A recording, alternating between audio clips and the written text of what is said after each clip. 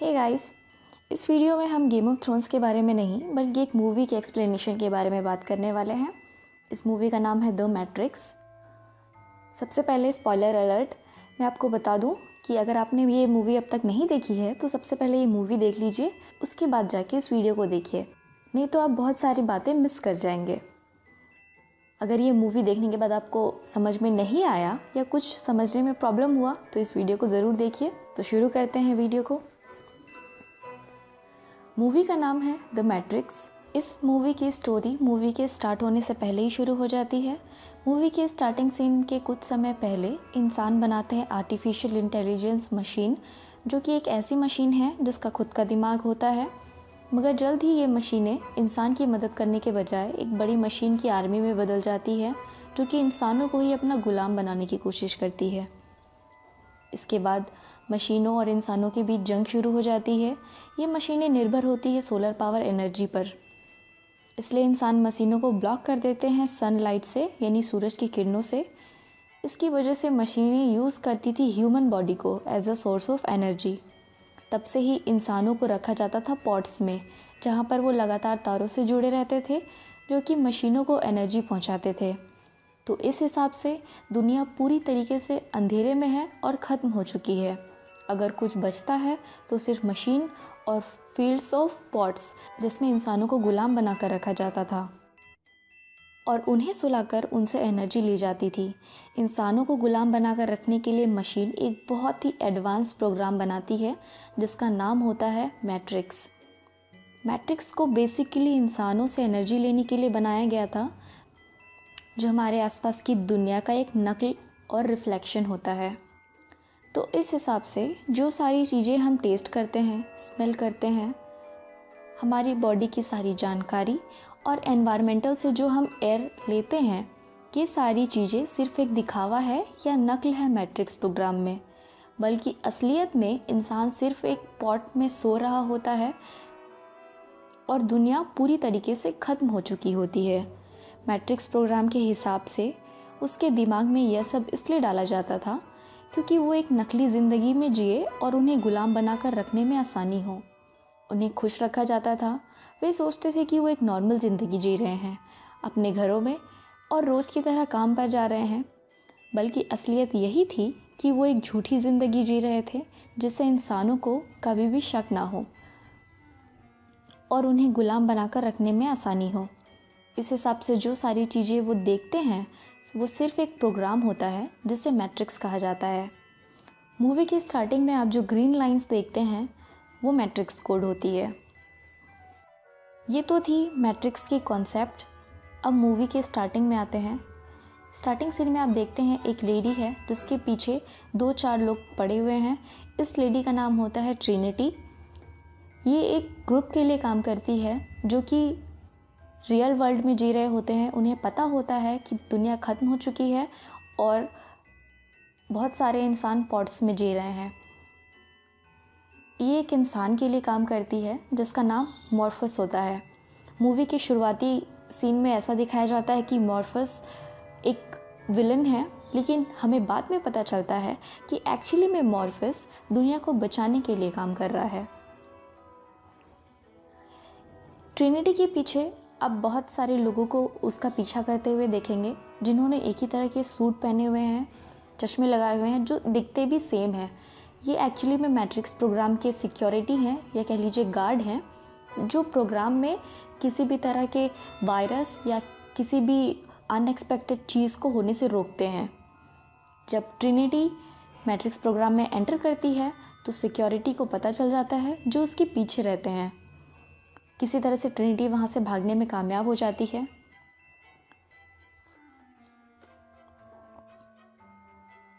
इसके बाद हमें दिखाया जाता है एक इंसान जिसका नाम थॉमस एंडरसन होता है, जो कि मूवी में नियो के नाम से जाना जाता है। नियो एक हैकर है और कंप्यूटर में इंटरेस्ट रखता है।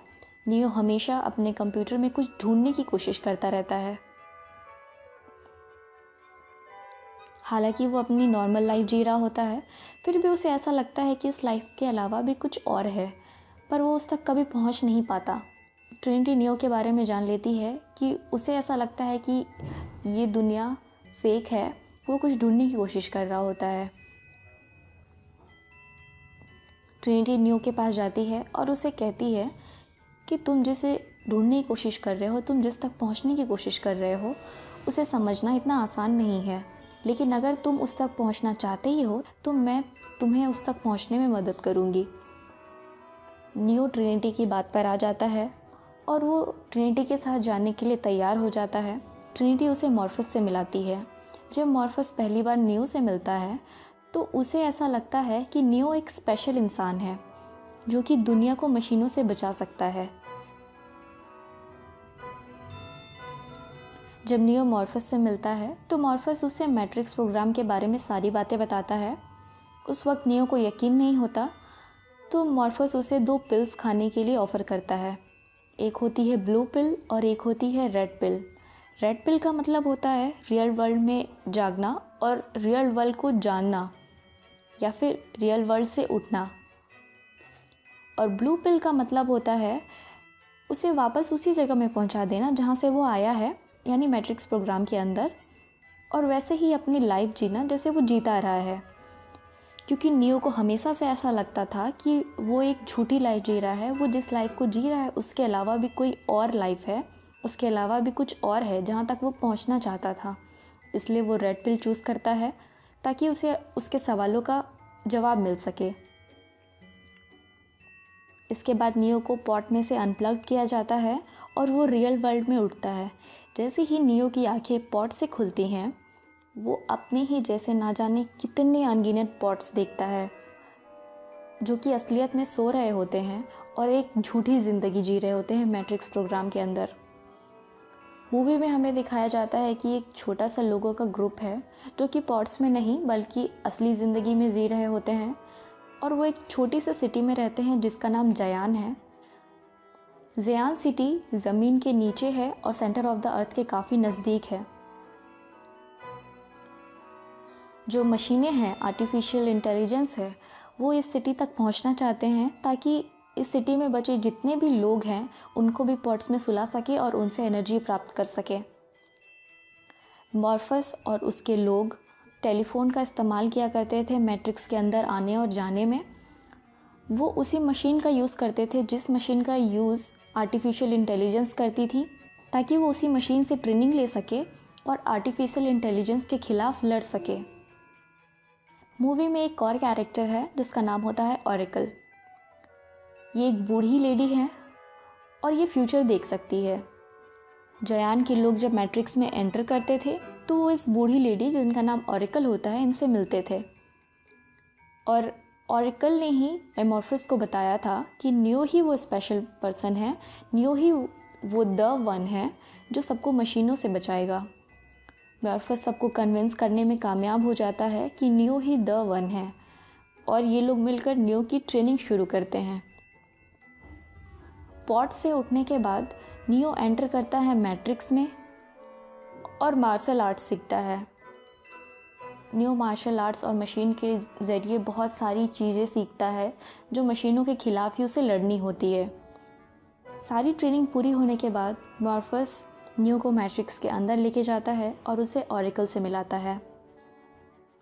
ऑरेकल नियो को बताती है कि जल्द ही तुम्हें अपनी लाइफ और मॉर्फस की लाइफ में से किसी एक को चुनना होगा। जब नियो ऑरेकल से मिलकर वापस जाता है मैट्रिक्स के बाहर तो उन्हें कंप्यूटर प्रोग्राम के कुछ लोग पकड़ लेते हैं। इनकी शक्ल एक जैसी होती है। मॉर्फस, नियो और इन कंप्यूटर गार्ड्स के बीच काफ़ी लड़ाई होती है। किसी तरह सब लोग वापस चले जाते हैं लेकिन मॉर्फस पकड़ा जाता है। ये लोग मॉर्फस के द्वारा जानने की कोशिश करते हैं कि जयान कहाँ पे है और जयान तक कैसे पहुँचा जाए। जो एजेंट मॉर्फस को बंदी बनाते हैं वो एक तरीके का मैट्रिक्स प्रोग्राम होता है जिन्हें मैट्रिक्स प्रोग्राम में गलतियाँ ढूंढने के लिए रखा जाता था। इन एजेंट को हराना काफ़ी मुश्किल है क्योंकि वो मैट्रिक्स का ही हिस्सा होते हैं, और इन एजेंट्स को हराना इसलिए भी काफ़ी मुश्किल था क्योंकि वो बहुत ही फास्ट थे। बट नियो और उसकी टीम ने कुछ ऐसी स्किल्स सीख ली थी जो कि उनकी मदद कर सकती थी उन्हें हराने में। मैट्रिक्स में ये भी एक्सप्लेन किया गया था कि जब आप ये जान लेंगे कि मैट्रिक्स एक धोखा है, रियल नहीं है, यहाँ पर कोई ग्रेविटी नहीं है और कोई एयर नहीं है, और कोई भी फिज़िकल लॉ लागू नहीं होते हैं। तो आप इस चीज़ को सीख लेंगे और इन लॉस को तोड़कर हवा में काफ़ी देर तक खुद को रोक सकते हैं और काफ़ी लंबी छलांग लगा सकते हैं और आप काफ़ी तेज़ी से लड़ भी सकते हैं। नियो जब वापस रियल वर्ल्ड में आ जाता है और उसे ऑरेकल की वही बातें याद आती हैं कि उसे जल्द ही नियो की लाइफ और मॉर्फस की लाइफ में से किसी एक को चुनना होगा। नियो मॉर्फस को बचाने के लिए वापस मैट्रिक्स में जाता है और मॉर्फस को बचाने की कोशिश करता है। उसके साथ ट्रिनिटी भी वापस मैट्रिक्स में जाती है। दोनों मॉर्फस को बचाने में कामयाब हो जाते हैं। मॉर्फस को बचाने के बाद नियो पर एक एजेंट हमला करता है। प्रोग्राम के हिसाब से वो एजेंट स्मिथ होता है। नियो और स्मिथ के बीच लड़ाई होती है जिससे नियो पूरी तरह घायल हो जाता है और नियो रियल वर्ल्ड में मरने वाला होता है। तभी ट्रिनिटी उसके कानों में कहती है कि ऑरेकल ने उससे कहा था कि ट्रिनिटी जिससे प्यार कर बैठेगी वही उसका द वन होगा। ट्रिनिटी नियो से अपने प्यार का इजहार करती है। जैसे ही ट्रिनिटी अपने प्यार का इजहार करती है, नियो की आंखें खुल जाती हैं। वो मैट्रिक्स को समझ लेता है कि मैट्रिक्स सिर्फ एक धोखा है। मैट्रिक्स में जो कुछ भी दिखाया जा रहा है वो सिर्फ एक जाल है सामने वाले को दिखाने के लिए। वो उस चीज़ को भी समझ लेता है कि अगर आप मैट्रिक्स को एक बार समझ लेंगे तो आप हवा में काफ़ी देर तक रुक सकते हैं, आप बहुत फास्ट हो सकते हैं और बहुत लंबी छलांगे लगा सकते हैं। इसी स्किल्स को समझकर वो एजेंट स्मिथ को हरा देता है और उसी वक्त हमें ये भी पता चलता है कि नियो ही द वन है। तो ये थी द मैट्रिक्स मूवी की एक्सप्लेनेशन। अगर आप अपनी किसी मनपसंद मूवी के बारे में या किसी सीरीज़ के बारे में मुझसे एक्सप्लेनेशन चाहते हैं, उसे हिंदी में सुनना चाहते हैं, तो मुझे कमेंट कीजिए, मैं उस पर वीडियो ज़रूर बनाऊंगी। उम्मीद है आपको ये वीडियो पसंद आया होगा। अगर वीडियो पसंद आया है तो वीडियो को लाइक कीजिए, अपने दोस्तों के साथ शेयर कीजिए और इसी तरह की वीडियोस देखने के लिए मेरा चैनल सब्सक्राइब करना ना भूलें। And don't forget to follow me on Instagram and Twitter. तो मिलते हैं इसी तरह की अगली वीडियो में। तब तक के लिए टेक केयर, बाय बाय।